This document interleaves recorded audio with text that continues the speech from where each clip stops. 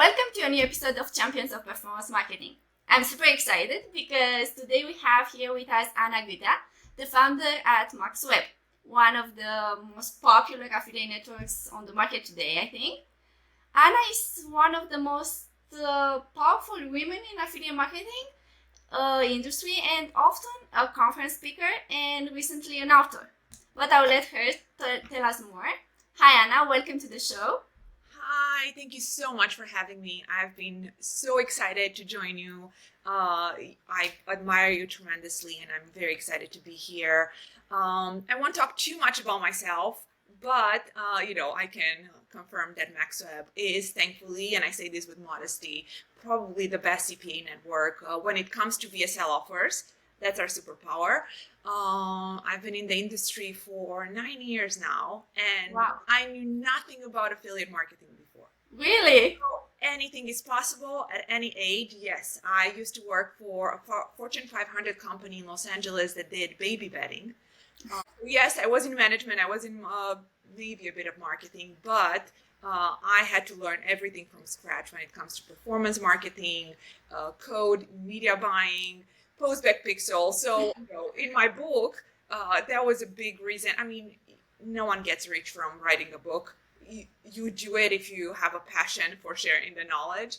So I started by enumerating the terms in our industry that I had to learn 8 years ago, right? So Wow. it really is a testimony if anyone is interested to understand what we do, or if you have a family member, let's say, and for years you've been trying to explain to them what do you do, you can get them the book and voila, they will understand what we do. My mom never would understand. I mean, she just said she's working at the computer. That's it. That's it. I mean, So what was your first contact with affiliate marketing? Well, my first contact was with one of my best friends and mentors in the industry, Mike. He had a bunch of companies online, and he was looking for someone to help him run one of his companies. So a friend of a friend, they said, Anca, you have an MBA, right? And I said, I do, but it was the first time in my life when I took a little break for myself, when I didn't want to work, because I worked since I was 19, and I had very powerful jobs. So long story short, my friend says, well, talk to Mike for 5 minutes. I know you're not looking for a job right now, but he's looking for someone with an MBA that can help him business-wise. Just talk to him. So I had a call of 30 minutes with Mike Peters. I fell in love with the industry. Mike became one of my best friends and mentors, and I helped him run the company for a while. And then I had the idea of MaxWeb a few years later. Because there are many networks in the space, but I generally don't think most of them focus on the affiliates. They usually focus on the product owners, on the profit margins. Very few actually focus on affiliates. So it worked, the business model worked. As long as their affiliates are happy, they're going to make you lots of money, especially if they make money as well. So I had the idea of MaxWeb and we ran with it, and thankfully it's panning out every month. And what initial challenges you had with MaxWeb in creating it? I don't know, in building the network. I think it's very hard. So many challenges because it's a volatile industry where you can be having thousands of sales on an offer one day and a couple hundred the next.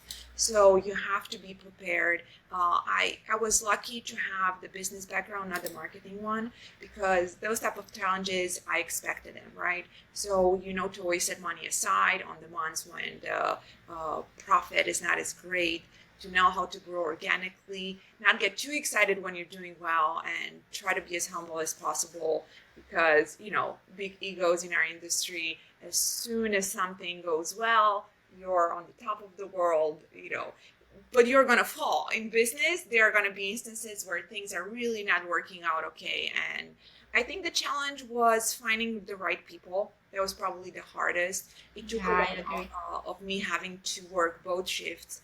I did everything from sending invoices to setting up campaigns, grabbing affiliate links, anything. And I think the team respects me more to the day that I still know how. I probably don't know how to do them as well as they do, right? Day to day, but I try, and I always try very hard to understand everything that they have to deal with, so I can be present. But that was the hardest. I mean, I think any successful entrepreneur would tell you, finding quality people that are self-motivated, because there are people with Yeah, that's very hard. and we work in a remote environment. The team is all over the world. So we really need people that are inherently excited to work, like without me having to remind them, Exactly. or without our VP or our operation manager telling them what. Without micromanagement. Exactly. Just self-motivated. Yeah, it's very hard. I agree with that. And so you picked cost per action CPA. What made you pick that model? Oh, that one was an easy choice because when I was helping Mike with the previous company, I was running a network that mainly did rev share. And rev share was such a pain for affiliates because refunds would come in. You know, affiliates are brilliant marketers, but they are not the best. They don't enjoy the finance or economic side. Yeah, So they just want to make money. well, yeah, and many affiliates would get so overwhelmed because they would make a bunch of money, and then 3 months in, refunds would come in, right? They were all negative. They didn't have money for spend. So for FShare was very frustrating because most of them didn't know how to plan ahead and really, know how much to expect, calculate the allowance, the refunds, the chargeback. So it was always so many conversation around, well, what do you mean this is my allowance? What do you mean I'm responsible for refunds? So with CPA, it's very easy. It's cost per action. You get, let's say, $100 for every customer you send. You're not impacted by refunds. You can calculate when you create your campaigns a specific amount. So it was very easy, and probably that's why we chose it, because it was a better option for affiliates. And for brands, it's also a good option. What do you think? Well, I think it's a great option because you end up making more money, but it's incredibly risky.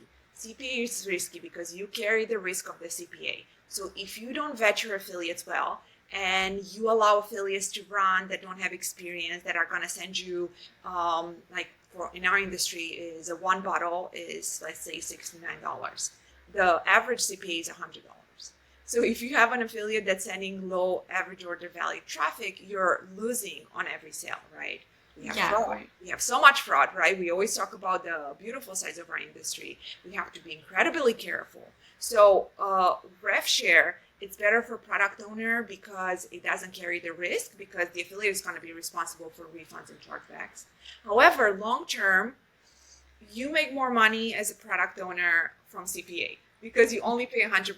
If you have brilliant affiliates that send you sales that have like $300 average order value, you're going to make more money with the CPA model. Affiliates are going to be happy because they know how much money to expect, but it has to be that trust built. And with trust, it's not something you can build with a brand new affiliate you've never met that tells you, oh, I can do thousands of sales. So it's, for a brand, I would definitely only encourage them to use CPA if they know the affiliates. We have an extensive approval process. We have full-time team members that's all they do every day. Just vet affiliates, ask for interviews, ask for references, because with CPA, you pay them out. And we pay 3 times a week. So we have... Wow. Yeah, we have our war stories, things happen where, we mispaid, but I think the long term is better to also make sure the good affiliates get paid right away. Yeah, that's one of the things you mentioned now, and I wanted to ask you, how do you vet the affiliates? How do you prevent fraud and security? Because I think that's one of the... It's huge. I've always been so transparent about sharing this, and I don't know why other networks don't use it. It is extra work. So first, you want to make sure the application is very simple, but also it grabs you for the team the information you need. So you need a Skype besides, or Telegram besides the email, so you have easy access to nudge the affiliate because you don't want to lose that contract. Never do automatic approvals on any type of networks. I don't. That just invites trouble, right? So then you have a team member, hopefully you can afford that. If not, if you're getting started, just do it yourself. Put an extra 2 hours of work and do it. You get on an interview with them. I think better interviews are written ones. because you can ask back and forth and you have the history, you have the proof that this affiliate told you, I will not do brand bidding, I will do X, Y, or Z. So do a written interview, ask them a bit about how they want to promote. You're going to know right away if they know what they're talking about or if it's like a brand new affiliate. Then you ask for 2 references. You email or you Skype the 2 references. You actually take the time to do it and you wait. You just, you have a beautiful CRM where you keep track of all the pending applications, right? So you go back and forth when you get feedback and you approve the ones that get, positive feedback. So we ask other networks like, ClickBank or other friends of ours in the industry that we respect, hey, you've worked with this affiliate before, what should we know about it? So that's how we do it. And then we have a quality control team that it's a separate team, but their full-time job every week is to look through the average order value, to look through the refunds, chargebacks, make sure that all sub-IDs are, sending quality traffic. And if they don't, we ask them to pause or, check the search pages for brand bidding. So it's manual work. That's what it is. That's how we keep. Yeah, it's continuously work. All the time. I don't because I hear a lot of, I read and I hear affiliates saying, oh, the approval process is so painful. But on the other side, I understand from the brand perspective and the affiliate network perspective that you need to filter because there are all kind of affiliates out there. Exactly. And then we use a software. After they're approved, they need to upload their ID and a selfie in real time.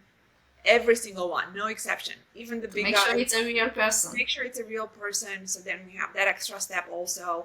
And I agree, we probably turned around some good affiliates because of it.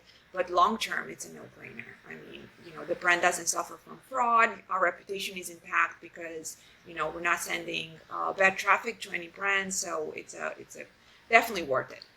Yeah. I think on the long term, it will be more difficult to manage so many affiliates. If you don't have this approval, they will just backfire on later on. Exactly. At MaxWeb now, what verticals are you promoting? What are the types of products? You mentioned a little bit about bottles, but I want to hear more about that. Absolutely. So we specialize in VSLs, video sales letters. They happen to be offers that are health related. Think about baby boomers and something that they would buy, maybe a joint supplement, a back pain supplement, vision, nerve, stuff like that, very health oriented. Some weight loss I think is very tricky because if it's not promoted correctly, it can be kind of misleading. So weight loss done right without telling people you're going to lose 100 pounds overnight, right? You can do so much with marketing, and that's why I like video sales letter. You can be aggressive in the sense that you can put like very interesting music, a strong headline, but then on the back end, you have to be very fair to the customers. Otherwise, you're just going to have lots of refunds. So that's why I enjoy video sales letters, because you can be aggressive with the marketing while still being very fair to the customers, right? And also very important, if you want to get into the nutri and health space, you need to have a very strong customer service team, because if a customer calls and they want a refund, no question asked. In an industry like ours that's so aggressive with our, crazy headlines and strong VSLs, you need to be very nice with customers that want a refund. That's another big secret that I've been very transparent about, and why our offers work, because we're nice with the customers. So we really like the health offers, but also the last couple of years we did very well with beauty. Think like just skin offers, like anti-wrinkle skin offers that you can sell in an e-com style. I still prefer the VSLs. And recently we tried Legion. We were very good at it, so we're going to continue, doing more with Legion. We've been dabbling a bit with sports betting, right? That part of gambling that's popular in Europe. Mm-hmm. So theoretically, we can run everything, but it had to be like an organic growth where we slowly build on health, Nutra, VSLs, then e-com and Legion and that. So you expand right now. Right. You mentioned that you're a fan of VSLs.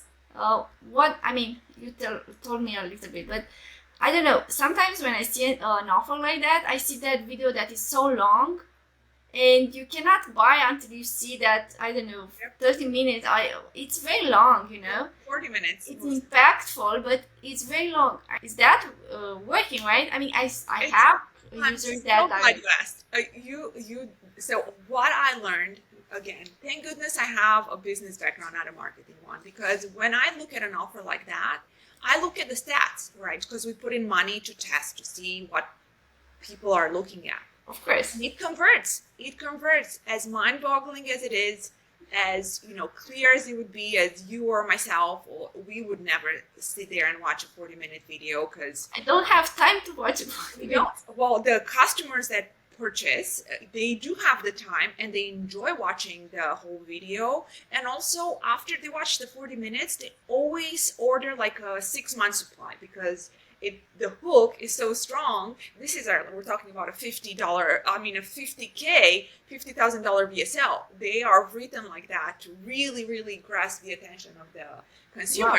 And Julia, they really work. I don't know what to tell you because when you first look at a VSL, you're like, the colors, the sound, the long. Yeah, because you don't watch it as a buyer, I think.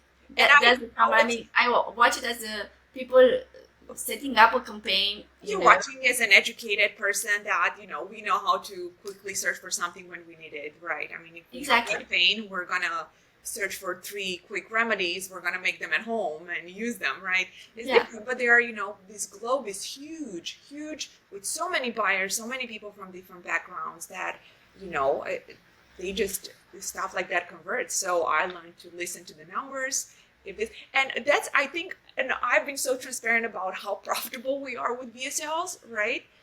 And I think people are just afraid to get into them as product owner because they're like, I don't think it will work. I'm going to make a beautiful e-com page. I'm going to make a beautiful e-com page that looks perfect. Sometimes we had pages convert with typos in them, and we did not change the typos because they converted better. Okay. Yep. Wow. Yeah. That's nice. Yeah. Knowing your customer makes all the difference, I think. Yeah, I agree. They convert. I know. It looks like they would never, but they really convert. I think it depends from what perspective you are looking at them. But if you look at the stats, then if they say it's working, that's what matters. Yep. Okay, now I have a question about AI. How do you use it at MaxWeb? I mean, AI is like very popular right now, and I don't know, how do you integrate it in your work? I'm a huge nerd. I was at school, and I don't in Eastern Europe where you have benches, so some kids are like right up front. I was the kid up front with my hand raised, so I'm a huge nerd. Of course, I embraced AI as soon as things started to become available to the public. We've been using it for a couple of years now, and we're so excited by the development. So first, we started using it at a very basic level. We have a lot of team members that are very smart, incredibly high IQ, but they have a hard time being bubbly. They have a hard time writing a very shiny email, for example. So the first use for it was, let's call them John and Jack, because I'm not going to reveal the identity of my team members that have struggled with writing bubbly emails. Hi, John and Jack. I see you. I see you. Yeah. So the first thing we did, we got ChatGPT, the pro version for every team member. So I said, okay, you want to tell affiliate X that his conversion rate is terrible and he needs to pause the ads. Don't say it like that. Write that into ChatGPT and say, hey, please help me make these 3 sentences more bubbly and professional. Bam! Hey, I hope you had a great weekend. I am here to tell you some bad news, but don't fret. I have something for you. So ChatGPT already had that emotional intelligence, and I know it's ironic because you would think people have them. But sometimes we lack that, especially high IQ individuals. It's very, very hard to add the fluff, right? So that was the first implementation for every email, even for not people that are not native speakers. I mean, I lived in the US most of my life now, and I still at times I'm thinking, does this sound right? Like English-wise, is this correctly written? Because by default, sometimes you go to your native language. So with team members that are, maybe speaking English for 2 years only, it's beautiful for them to double check their work, because if you send an important email to the bank, you don't want to sound like, you are not a native speaker. So that was the first implementation. Then we got more into it. We started with the marketing team, right? So the marketing team started using more creatives, just pictures at first. Then we tried a few short videos, fantastic. Then the media buyers, because we have a media buying team here at MaxWeb too, because we test all the offers, they started using it for the predictive modeling for media buying to see like auto AI, H2O. I have a list. Like if you want, after the you can share it with your viewers too. I have a list with all the best AI tools that we use. That would be great. Absolutely. Anyone who needs it, I'll actually share the presentation I have on this, and then you have the specific uses like the predictive modeling, where AI helps you predict which campaigns are going to convert, how much we should increase the spend, stuff like that. It's very useful. Very useful, right? Like for bidding, how much am I going to bid? You would have to have team members on all the different time zones to make sure that when things are going very well for a campaign, you're there to click to increase the bid. Well, now with the predictive modeling, we can do that. So we use it a lot. I'm sure there are going to be different ways to evolve and use it even more. And no, I'm not scared that AI is going to take our jobs. I think same as the internet provided so many opportunities for us. Because I don't know about you, but I'm older than Google. So, I'm one. We don't say ages here. It's just forever young. So we were there when the internet provided lots of new jobs and opportunities, and I think it's the same for AI. It's just a tool to provide us with more opportunities. Of course, we're gonna need a brilliant human to navigate them. So you still need, people to join forces with artificial intelligence. We just need to adapt now. Exactly. But I think it would be silly, as a person working in our space, not to utilize easily available stuff like this, especially for copywriting or easy things like a banner on Facebook or a post on Instagram. Why not use it if it's right there? Mostly because affiliates now run campaigns on different jails, and you cannot know all the languages. And absolutely, beautiful way to utilize writing the copy and having well written in that language. It's like very powerful. I agree. Now, tell me more about your book. You recently launched a book, Affiliate Insider. Wow! I promise, guys, it wasn't like a stage thing. There's always one like close by. Good. Tell me more about it. How did you start it? What prompted you to write it? And what messages do you have there? If you can share with us some things. Not all of them, because we have to get the book, of course. But I don't. It's for me. I think that you'll see anytime you hear a speech of mine, and I'm not doing it because of modesty. I'm doing it because I hate to bore people. So that's why I don't like to talk very much about myself or the book. I honestly think it's great because I wrote it from the perspective of someone learning. I wrote it as a passion project. I'm a reader. I always read. Like right now, I'm into fantasy. I read like the Game of Thrones, the Witcher tropes. I'm super into it. So me too. I love that, right? It relaxes me just to get me too. A very good, interesting book. And every, reader at one point, they're like, I will write a book one day. In my case, obviously I wish I would have wrote something more interesting, but I wanted it to be useful. So I started as a passion project, and I started putting down like all the terms that I had to learn, because I'm a person that enjoys learning, but it was a huge learning curve. I remember being on one of my first calls, and it was a client, a product owner, and he was talking about AOV and CPA and the CR and the postback pixels and the links, and I was like, wow. No. Okay. Taking notes. I nodded, and then at the end of the time, I was like, "Whoa! I really need to learn the lingo of this industry, because it doesn't matter that I have a business background. I'm not going to be able to do any business with these people if they see me so knowledgeable." So the first chapter on the book is literally just like a bunch of like terms, okay, but like explained in a way that's easy to digest. I think as a reader, when you read a book and it's brilliant, but it's so heavily written.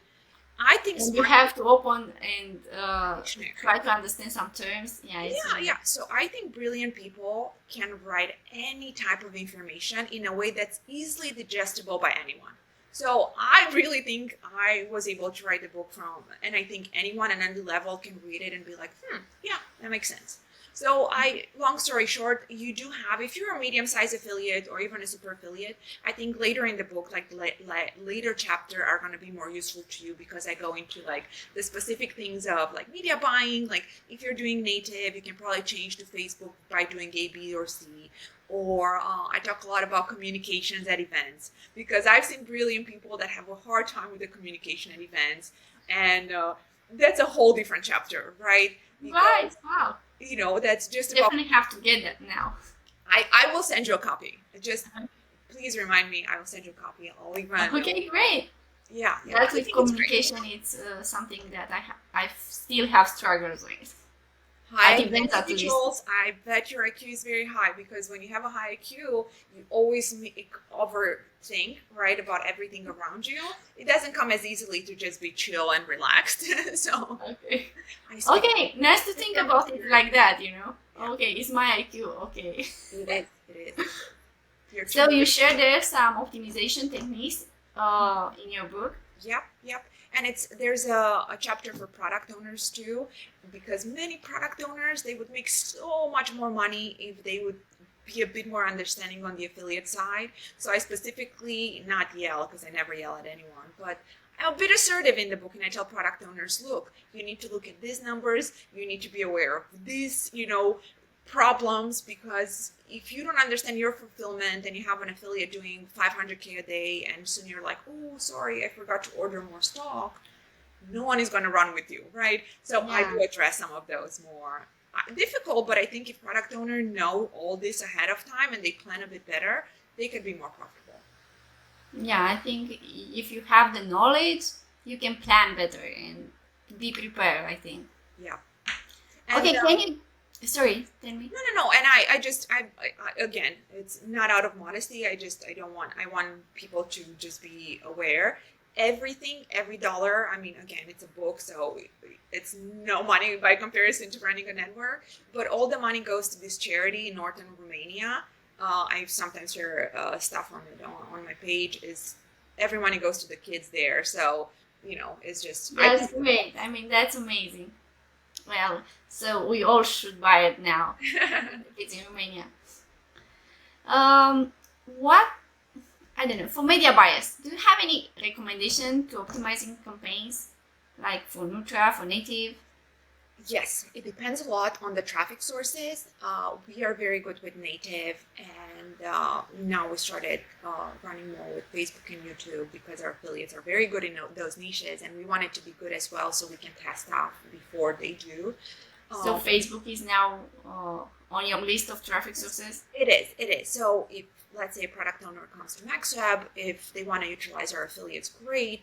But if they want to run with our media buying side, kind of like the agency, if we have more financial stability, we usually do native Facebook and YouTube now. And with there are special tools for every specific traffic source. But when optimizing, it's very, very important to let the campaigns run.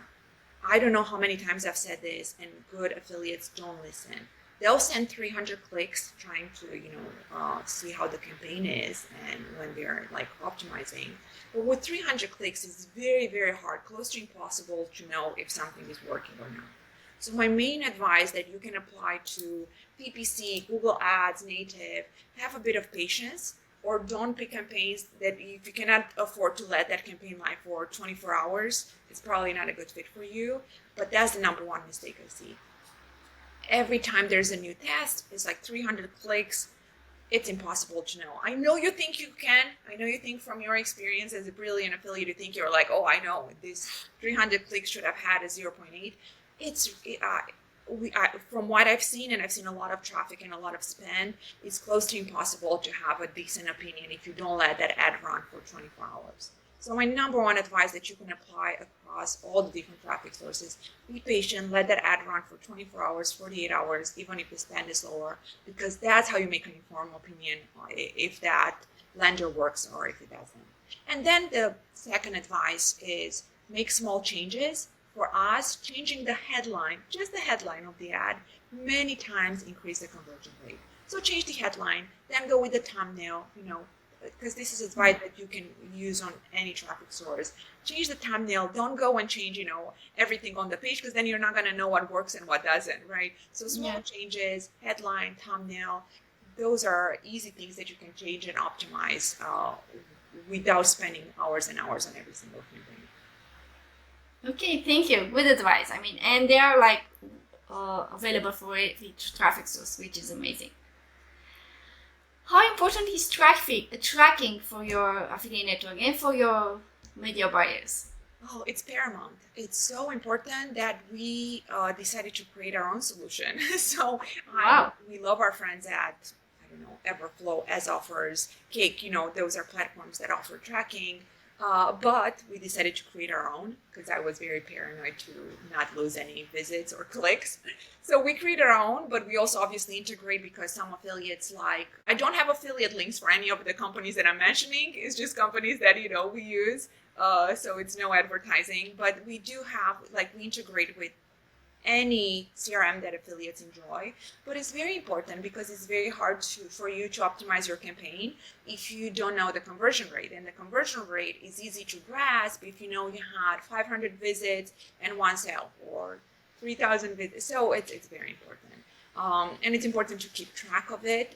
And as a product owner, many times I see people are very relaxed about stuff like this. And they're almost like, oh, well, the affiliate should be grateful I let them run the offer. And that's a silly way to look at it because we need to provide affiliates everything, good tracking. If an affiliate complains that they cannot see some clicks or checkout visits, don't say, oh, all is good, all is great. It takes you 2 seconds to reply. Well, actually have one of your dev guys look because it just happened last week. One of the product owners said this, and then thankfully it was one of the MaxWeb exclusives, so our dev team had full access. Everything was working fine except the Chrome page. And Chrome, a lot of people use Chrome on their iPhones and mobile devices. So everything was good except that one thing that impacted conversion rate by 20%. So, just look into it. That's the big thing. That's nice. Thank you. Of course. Do you have any special success story with MaxWeb affiliates that you can share with us, or did you share it in so many, but I'll share one. One of my good friends in this space, when he got started, he was working a 9 to 5. He lives in the UK. Actually, he moved recently. But long story short, I love it because I remember specifically how he had a 9 to 5. He had young children at the time, so he was trying to surprise his wife with some extra profits for the holidays. And it's a beautiful story because this person didn't even have a full-time day to learn, right? He just had a few hours after his 9 to 5. So he got one of the courses in our space, one of the Facebook courses. He learned the course, but that's just 10% of the job. Now then you have to really focus on creating on your own creatives, because if you go and copy paste someone else's creatives, it's not going to be a long-term solution. So I remember, it was right in the beginning of MaxWeb, so I was doing a lot of the day-to-day. So I remember helping him with the campaign.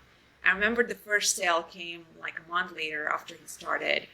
And one of the main things that I always advise affiliates when I'm on stage or in my book, don't think about millions of dollars. It's very good to manifest financial stability, but think about one sale a day. Because if you make one sale a day, that's $100 a day. $700 a week, you already have almost a nice salary for Europe if you do one salary a day. Obviously, I'm not saying stop there, but that's the most important goal, because if you're capable of creating ads that are going to give you one sale a day, you can go to the next step of 1K a day, 10K a day, right? So my friend started a month into affiliate marketing. He got his first sale, and fast forward 2 years later, not just that he quit his 9 to 5, he was able to move his family to, a beautiful place by the sea. He still does Facebook to the day, even when things are very hard. He has that, patience to sit through the hard times. And that's one of my favorite examples because it was someone that personally I saw struggling with, with a job where you don't afford a vacation every year to now affording to go anywhere and To buy a house. buy a house, buy, cars, and it's just tangible, increasing Yeah. the quality of life. And I love that. And I know we have many examples like that. I just always think of my friend because I was there helping him with the campaigns. And Nice story, and it shows how much you can do by learning and testing, I think. Because if you just learn and you just sit there, oh, I don't believe this is true, or you are not putting the work. Too. Yeah, I agree. There are many gurus in our space that create very silly courses, but there are a couple that are actually, written by affiliates. But it's not enough to just go through the course. Like the learning doesn't stop there, right? You need to really put in the effort. And if I would start again, and if I were 20 years old, I would definitely become an affiliate. It's just such an easy way to make money if you put in the work. It's almost a guarantee that if you put in the work as an affiliate, you're going to have financial stability. Yeah, you need to be. Okay, now we are getting closer to our ending our interview, but I still have a few questions. So if there is a problem now in the affiliate marketing space, something that you would like to solve, what that would be? If you see some, I don't know, issue, something that could be improved in the affiliate marketing space?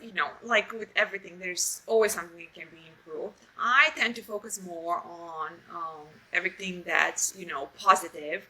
But one thing that I think it would be overwhelmingly helpful to all of us, there's a lot of competition in our space. And competition, I know you were taught, I know the business leaders will tell you that competition is good. And it's good to encourage each other. It's good to always want to do better. But I've seen in our industry, companies schedule events on top of each other because, I want the affiliates to come to my party, not theirs. So one thing that I would change is just everyone be more chill, be more encouraging of other people. The abundance mindset. We are brilliant business people. We should know that the abundance mindset tells you just be happy for whoever is doing better. Work hard on yourself, but I would probably change that mindset of like competitors. I don't know, where they're like trying very hard to steal each other's affiliates, where you can have the mindset, well, if the affiliate is making lots of money there, he would have more money to spend on my platform, right? Yeah. That's how we think. If our affiliates want to run other networks, which of course that's wonderful, just make money so you can run on our offers, right? I think it's of course. Probably that's helping each other in this industry is not that common, I think. Right. And I think, we're slowly changing that. At least the other networks that I work with, we're changing that. We're throwing parties together. We're doing things where affiliates can choose to work with more than one network and be profitable and happy. So I would definitely change that for everyone across the industry. Yeah, that's great. I saw that you did those parties and I like them. Oh, I thank you. Well, you're always invited. You're always on the list. Thank you. Now I have one last question. What is the one tip, one advice that you have for somebody wanting to start now in affiliate marketing? Well, the number one advice that I always have is be prepared to learn. Be prepared to learn because it's such a profitable industry. So work on your mindset a bit where, it's not going to happen overnight. There's this, and I don't want to be political or say something that's not politically correct, but you have this wave of toxic masculinity and you have this like podcast where like, dude, what's your net worth? How much money you're making? And it's so silly. Rich people that make money in our space, they are not that aggressive. They are relaxed, they are chill, they want to help, they're kind. And again, I know you would think that people that make lots of money are sharks. They're not. They're chill people, relaxed. They're thinking, okay, how are we going to make an impact? How are we going to help others around us? That's how people think. So my number one advice is to work a bit on your mindset and your perspective, because kindness will take you a really long way. And be really nice to other people. You have no idea, who they are and what position they are. So be nice, be kind. Do not, be overly aggressive when you don't have to be. And ask questions. You'd be surprised. There are so many people like me, huge nerds. We get excited when we get asked questions, right? We're not going to think like, oh, this person doesn't know. I'm going to think, that's so awesome that you asked me. Let me tell you. So ask questions. Be like, if you go to a conference and you don't understand something that someone is talking about, ask questions. I promise you, 99% of people are going to be so honored that you think they know what they're talking about, and they're going to be more than happy to share that information. Wow, so nice advice. I love it. Thank you. And where can people get in touch with you? Because I'm sure that they would like to get in touch with you. So I usually give everyone my email or my Skype, but let's do something different because I actually want to see the messages. You can use my Instagram because that I only use for like family. So that one is easy. It's Anca. Do you think people will know if I show them?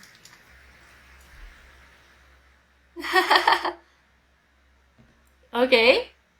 So just use my Instagram. It might take me a while to, get back to you, but I promise I always go through all the messages, even if it takes me a few days. And worst case, if I don't know the answer, I'll put you in touch with someone from my team that can help you and get that answer for you. And just mention, very important, when you message me, let me know you're Julia's friend, because then I'll talk to you. Okay, great. Thank you. Thank you, Anca. Thank you so much. Okay, that was all for today. Okay, champions. This was another great episode of Champions of Performance Marketing, full of insights. A huge thank you to our guest today and to all of you, our listeners. Thank you. Remember, in affiliate marketing, every click, every campaign is a step closer for you to become the next champion. So keep pushing, keep tracking and optimizing, and maybe next time I'll have you here as a guest to share your story. Don't forget to hit subscribe and to see our new episode. And if you feel inspired, leave us a review. I will thank you for that. I'm Julia Dragic, your host, CEO of CPV One, an ad tracking platform for media buyers and performance marketers, and I will see you next time. Bye.